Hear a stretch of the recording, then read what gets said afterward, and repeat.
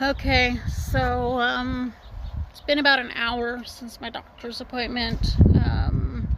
I kind of had to absorb everything that he told me and kind of gather my emotions. I did cry for a few minutes because I was not prepared.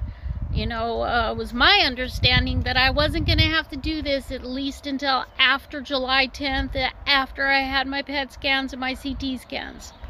But he told me that starting Monday, I have to start chemo again. I will be hooked up to that little pump for 2 days, and then I will be off of it for 2 weeks, and then I come back in and I do it for 2 days, and then I'm off it, so on and so forth. I do not remember, though, if he said 6 weeks or 16 weeks, because once he said I got to get hooked up back to that machine, my brain kind of just went somewhere else because I wasn't prepared and I wasn't happy. So I kind of didn't listen to that part of the conversation too well, but they're going to call me and set me up with my full appointment and information here in the next 24 hours. Joy.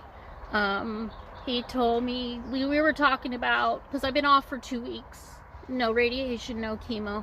We were talking about how my appetite and no nausea, I haven't been sick, how everything has been changing in the last 2 weeks compared to what they were 3 weeks prior.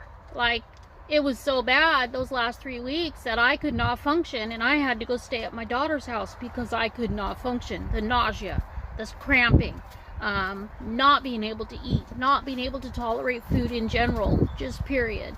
What types of foods I could and could not handle.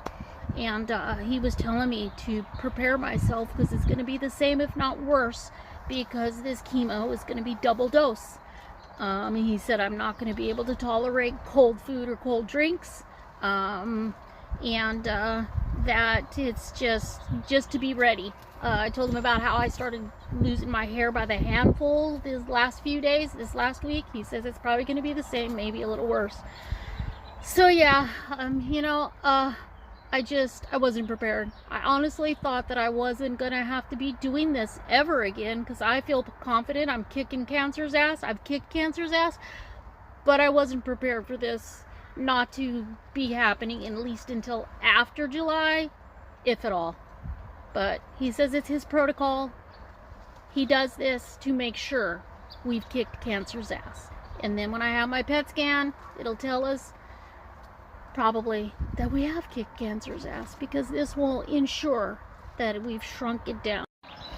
And by shrinking it down means that we might not have to do the surgery and go in and have it surgically removed, because this part of this type of treatment will shrink it down so much that maybe it's completely dissolved it and completely made it disappear. So positive vibes, this is good.